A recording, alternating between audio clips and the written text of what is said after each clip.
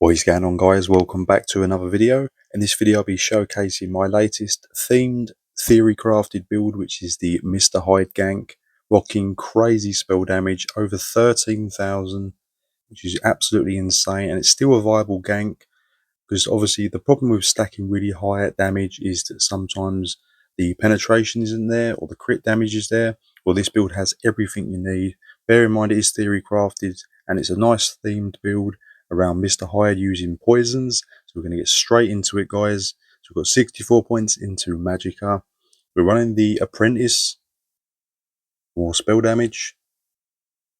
You want to be stage 4 on this as well, guys, as we are not using Cloak. Also invisibility pots and crouch. I'm running high elf as well. Any damage race, ideally one with the damage buff, but you can use any damage race. You can even go Khajiit.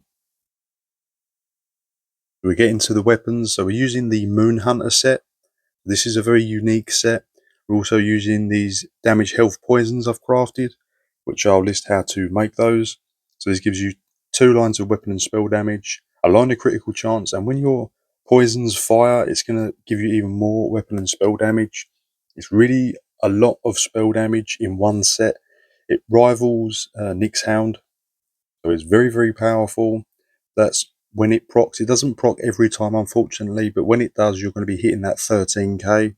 When it doesn't proc, you're still going to be around the 12k. It's still going to hit super hard.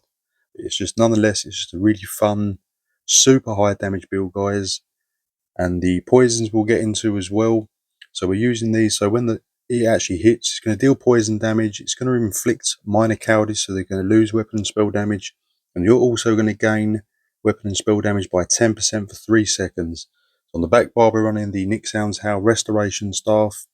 Ideally, you want this empowered so your heals are super strong. They're going to be strong anyway because it scales off your weapon and spell damage. But again, you can boost that up. We're running Battle, of course, just to stack the penetration and the weapon damage as high as possible. And we're running Nyx's Hound's Howl. When we do a heavy attack, it's going to give us major courage, which is going to give you tons of weapon and spell damage, and you also get 3 lines of weapon and spell damage as well. There's all medium, all divines. You want all this in max Magicka. I think I was missing some here. There is stamina. You want everything max Magicka.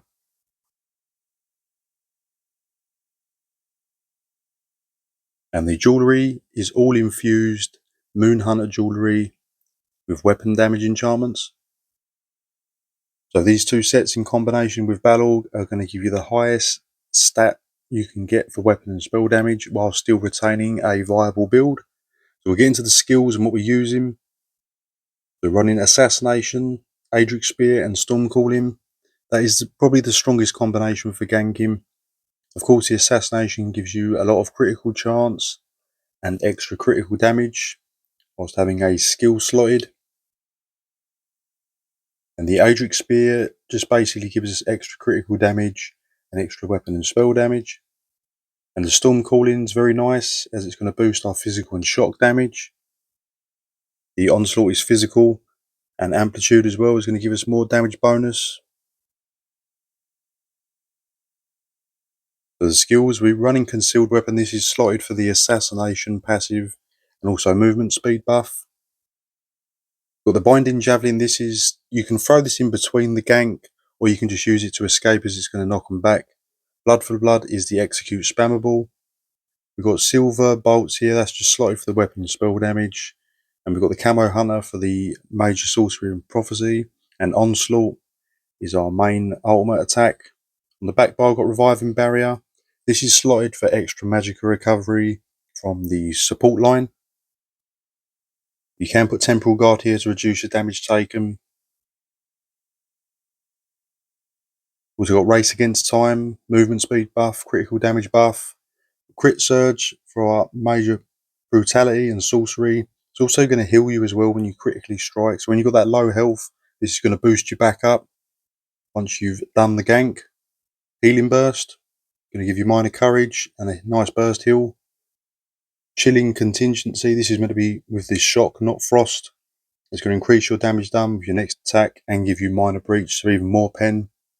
Really, really strong, guys. And also, to put it all together, we're running the Simmering Frenzy as well, which is going to stack our weapons, spell damage. It's going to drop your health low. We've got plenty of heals on the back bar to keep us going. So have all your passives in the 3 class lines: two-handed, resto staff, medium armor,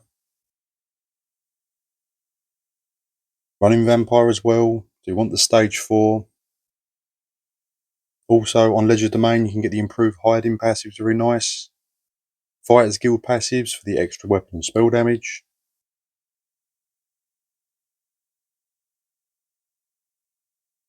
The Sijic line.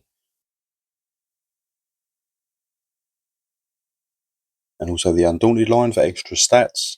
The Assault and Support line. As I said, I'm a high elf, any damage race. And Alchemy for medicinal use.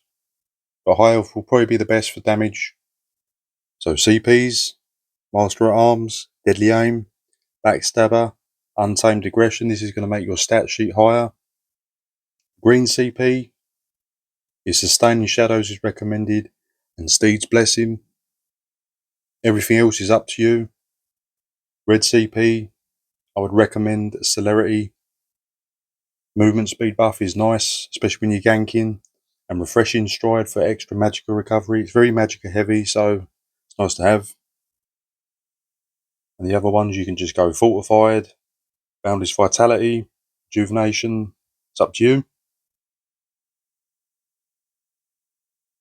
So now we're getting to just how to actually perform the gank. So you want to be at 500 ultimate, and we're going to be crouching or using invisibility pots, or you can run at stage 4, but it's probably going to be crouching or an invisibility pot. You can also use different food as well. I'm using this for the recoveries. You can go Bewitched Sugar Skulls if you want a bit more health, because the health is a bit low on this. Make sure you've got the stage 4 as well so you can escape. It's going to make you invisible. Crouching is going to make you invisible. And of course the invisibility pots does all the same as cloak, so it's not really needed. You're better off to push as high damage as possible on this. We're getting the 13k with the continuous buff as well. That is with the continuous. Without the continuous, it's probably about 12.8k. As I said, when that poison fires, that's going to get you over that 13k while still having really high pen. So how we buff up is we just hit all the skills at the back bar whilst crouching, and then you hit the contingency last because that triggers on your next attack or next skill. Swap to front bar, heavy attack into the ult, and then just spam blood for blood. If the poison procs, it doesn't always proc, it's probably like a 50% chance. It's going to hit super, super hard, guys. Even if it doesn't proc, it's still going to do a lot of damage. You can just easily buff up on the back bar to re-heal yourself. Crit damage is going to be around about 100%, but this is just stacking the weapon and spell damage as high as possible and still having really high pen. You're probably around like 30k mark with the pen. And of course you can use the javelin. That hits super hard. I've killed people with this ganking, where you can just knock them back if it's a failed gank, or you just want to chuck something in a little extra. But yeah, that's the build, guys. Hope you enjoy it, and I'll see you in the next video.